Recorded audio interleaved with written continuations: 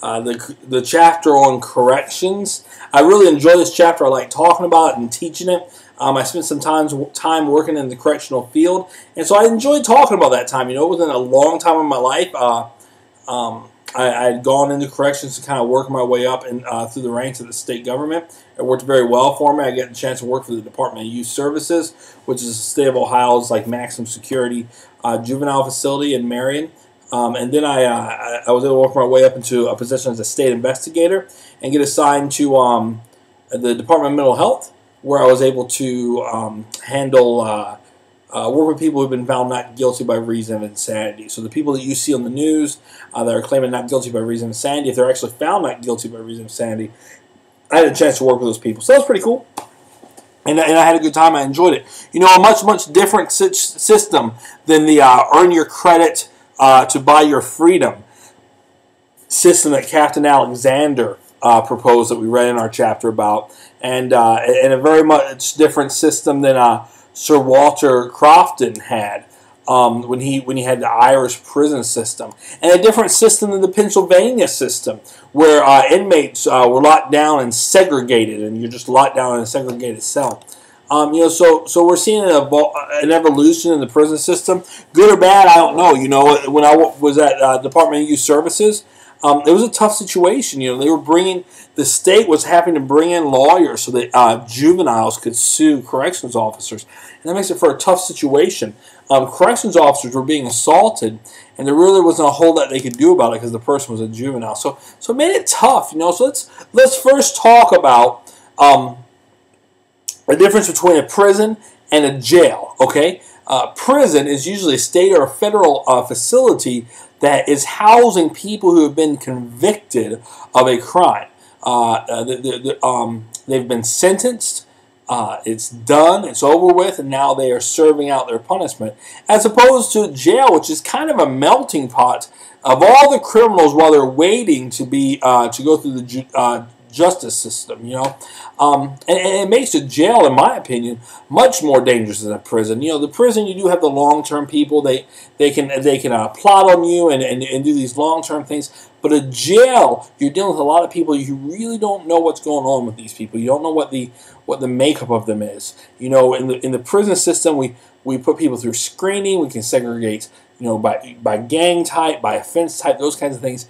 The jail, especially some of these smaller jails that are ran by the county sheriff's department, they just have this melting pot of, you know, a criminal this day, and the next cell block over, it's a man who beat his wife, and the next cell block over, it's a drunk, you know, and so it's just a tough one, you know, and so combine all that with design capacity issues. So design capacity is what those institutions were built to hold, okay? But here's what we know. Design capacity goes out the window the day they open the door. You know, you have this new facility built to hold 1,500 inmates, and within 2 months of being opened, you've got 3,000 inmates. And what are you doing with all those inmates? How are you going to house those inmates? And it's a tough spot. And you know what is interesting about that spot? Let me get down to my note about that. You know, inmates did try to come back at the institution and say, wait a minute, this overflow, this what do you call it? It's overflow. It's a capacity issue. You've gone beyond your design capacity, and now you have caused me to be. Oh, let me get to my notes so I can tell you the exact case. Hang on just a second here. And so Rhodes versus Chapman. So the inmates come by and say, wait a minute, your design capacity is this. You have this. That's cruel and unusual punishment. You know, we should only be housed in a facility at which it is rated. Now, as a corrections officer, I will say I agree with that. When you house them in a capacity that's above what the design capacity is, you've made an unsafe environment for me. However, as an inmate, no, the court came down and said, no, that's not that's not cruel and unusual punishment. It might be uncomfortable, but it's not cruel and unusual. It's just what that court has to deal with. So kind of keep that in mind. It's not cruel and unusual. Now, there's other things that might happen as a result of that could be considered cruel and unusual. But if the institution is doing their best, is not putting the inmates in a situation where that is cruel and unusual, then they're good to go. Big issue. If you ever work for an institution, the count is the biggest thing that can ever happen, man. And so when the count happens, I don't care what you're doing, where you're at, everything shuts down and you do the count. And you don't count, you don't look in windows and try to see if someone's in that room. No, they come to the window and they are counted. It's a safety and security issue. And at least where I was at, one of the longest times you could lock someone down for was a safety and security violation. And if they don't comply with the count, and they cause you to go over there and have to try to manually check them, that's a safety and security violation, and we've locked down inmates for that. And so the count's a big deal. The count does not clear until it's right, until you know that everyone's there, that everybody is counted, and you count every person. It's a big deal.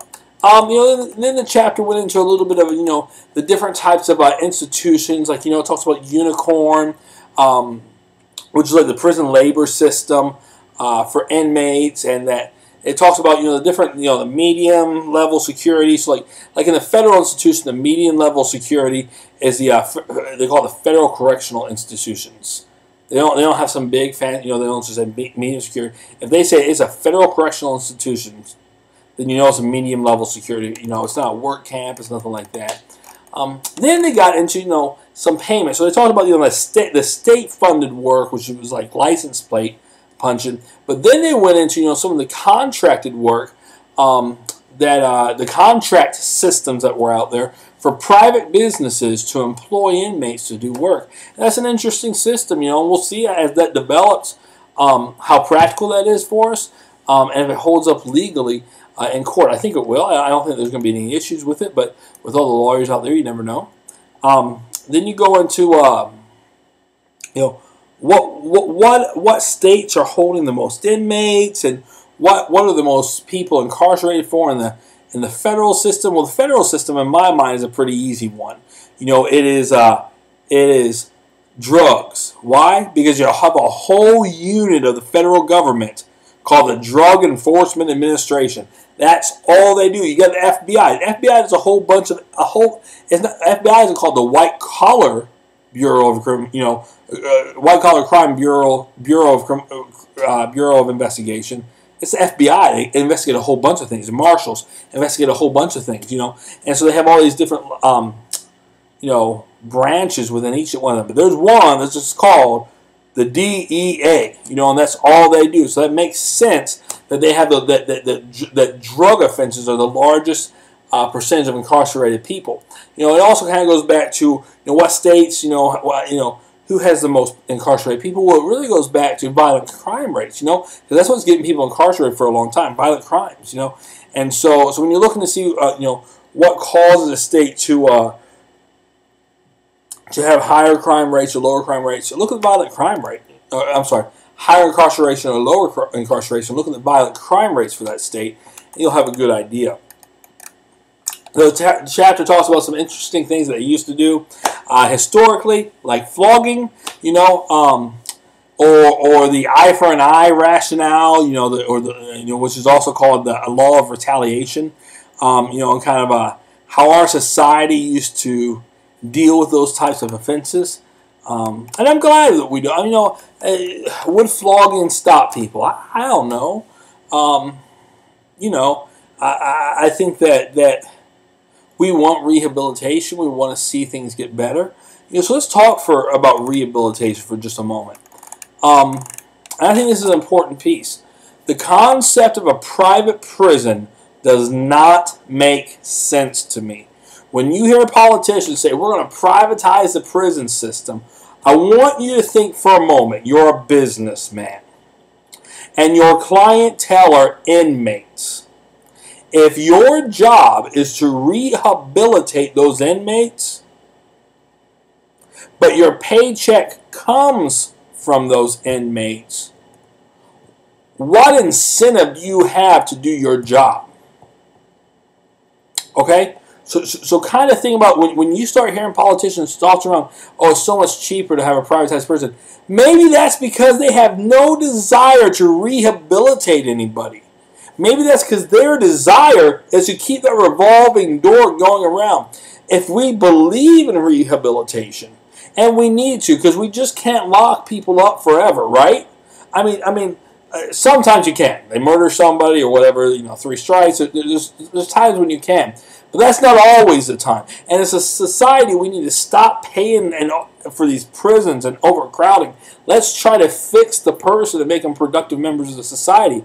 But that concept, I just can't wrap my mind around that concept would be a fundamental belief in a private prison system where they're making their money on the amount of inmates that they have coming back, the amount of inmates they have in the doors. Because if they're fixing everybody, there's like an 80% recidivism rate, which means about 8% of inmates are coming back into the system. If we drop that down to 20, if the private prison drops that down to 20, they just cut their profits substantially, okay? Well, there's always going to be prisoners. No, there's an 80% recidivism rate.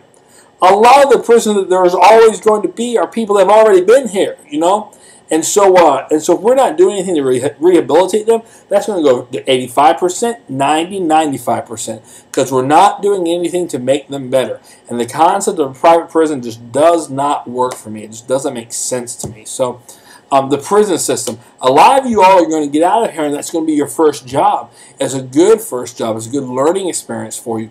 A lot of times when you start at a county sheriff's department, that's the first place you have to work is that prison system or in the jail system for the county sheriff's department. That's great, man. It's a great opportunity for you to meet the criminal element, put a face on that criminal element, see how they live, see how they talk, see how they act, see how they interact, and then build some informants within that system. Build some relationships within that system. So when you get out on the street and start working the street, you have some contacts you can go to and try to solve some cases with. Because, believe it or not all inmates are evil people. Okay? They've done wrong, and they're paying for their crime. But that doesn't mean that they're evil. So you can make some good contacts within that jail so that when you're become a detective or when you're working the street and you're trying to solve a case, you can use those contacts to assist you. So with that said, we are just plowing through this midterms. Midterms. I'll do a midterm test, but we did midterm grades. Check your grades. Make sure everything's cool. Don't flip a lid. If you see something that's wrong, just let me know, and I'll be glad to help you out with it. I hope you're enjoying this class. I know I certainly am. You all are doing a great job. I've really, really enjoyed reading your papers. In fact, I want to talk to you all about one issue on papers. I saw a lot of people writing papers about the excessive use of force. And, as a police officer, it was a very interesting read to see how some people who aren't yet in the law enforcement field take excessive use of force.